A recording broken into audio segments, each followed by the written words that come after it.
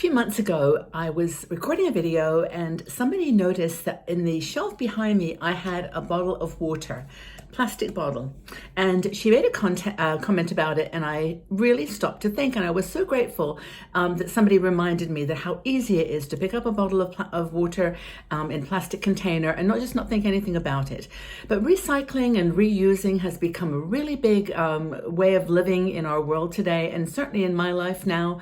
I wanted to talk to you today about the whole idea of recycling, reusing, as it's gone beyond plastic bottles. I mean, this has become a kind of a cause célèbre, and lots of great entrepreneurs have come up with some brilliant ideas for how to use these plastic bottles. But I want to talk to you about what goes beyond that. So beyond plastic, paper, and glass. My name is Margaret Manning. I'm with 60andMe, and I want to welcome you here today. Thank you so much for being here and for being part of our community. We have a large community of women now all over the world, and we talk about subjects like this, everything from fashion and beauty to being responsible in our world and, just downsizing, living a more qualitative life.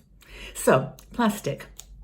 First of all, I do still buy plastic bottles. I've got one here to show it. But, I try to be conscious of it now. And I actually have a thermos that I take with me just about everywhere now with water and coffee and tea.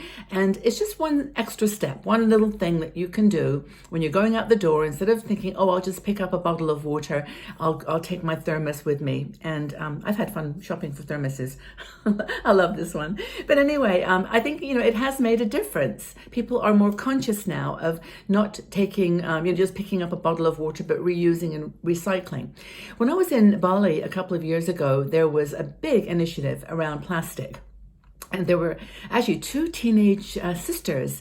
They were amazing. They did a TEDx talk in Ubud about their project, which was Bye Bye Plastic. What was it called? Bye Bye Plastic Bottles, or it was just their initiative to lobby the Balinese government to do something about plastic.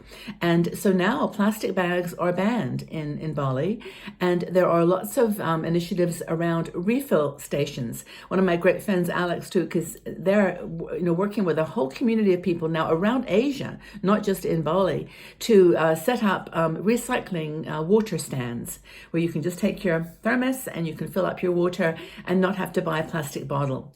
It's a big challenge for some of the third world. Well, I say third world, I mean, these countries we're all in this together. Everyone is dealing with plastic.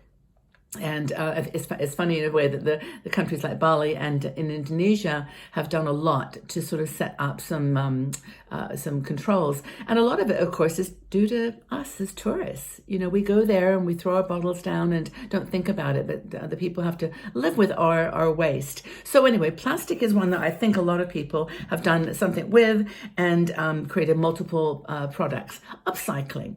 And I've got, shoulder bags, like little shopping bags, totes, shoes, all kinds of things that have been made from recycled plastic. But Mary Lou Harris, one of our bloggers, wrote an article about how do we go beyond plastic?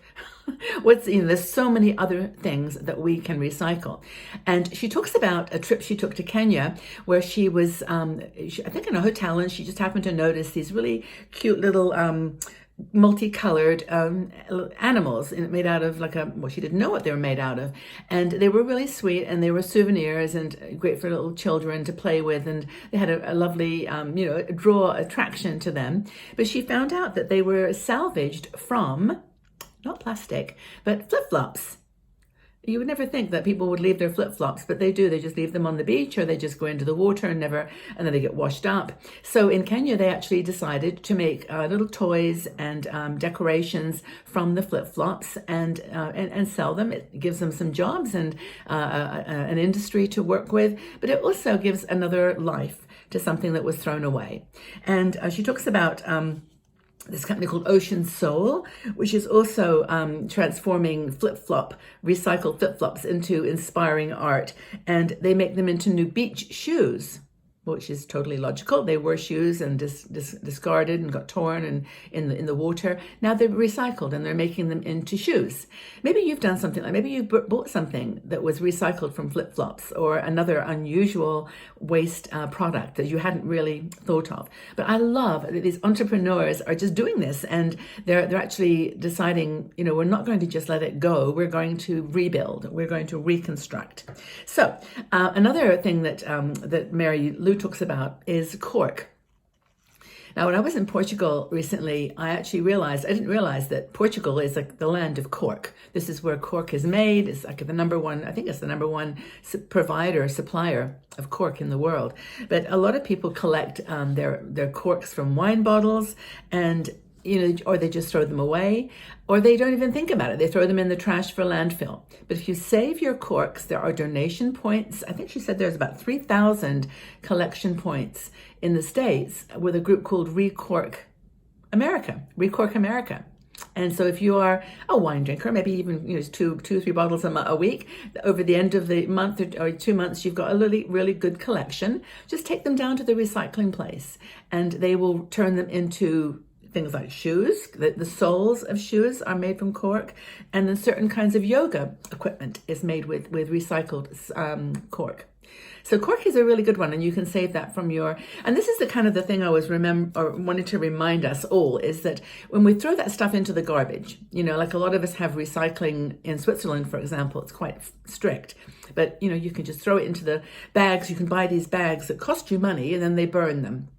So in other words, you can throw all your trash away if you want without recycling, but you have to pay for it. So Switzerland's got an interesting kind of solution. But anyway, the point is if you're about to throw it in the bin and then have it thrown away or sent to landfill, just have a little box of like where you throw your corks, and then you can just take those into the recycling place, and it's all good. Now here in Switzerland, also we have a recycling consciousness, like I mentioned. And we have a center in almost every town where you can take 3 or 4 times a week they're open, take your glass, cans, bottles and all kinds of things. And they have this beautiful setup with, in signs and instructions how to dispose of those things to be recycled.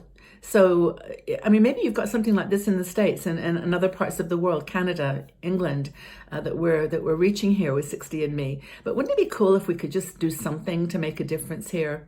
And it's not just plastic and paper. Paper has become pretty straightforward. We can recycle that at our office or, in our own houses. But why not do it with other things that are a little less thought, you don't think about them so much. But cork is one thing. Cardboard boxes. Every time you move, you have like 30 cardboard boxes, and what happens to them? Well, hopefully you recycle them, but if not, people just throw them away, or they tear them up and try to put them in their garbage, and it's just such an obvious one for recycling. And there are some groups. I think she mentions it. The UPS and mailbox stores in the States do recycle plastic or paper boxes, cardboard boxes. So if you've got a UPS or mailbox or one of those shipping centers, just ask them, do you recycle cardboard? They probably do. And if they don't, well, then maybe you find a recycling center, or just do what you can. Cardboard boxes are big and cumbersome, and they just take up a lot of space. And we have this really cool person that rides up and down the street with her horse and carriage, and she does recycling. This is in my town. She recycles paper and cardboard, and it's creativity abounds. It really does.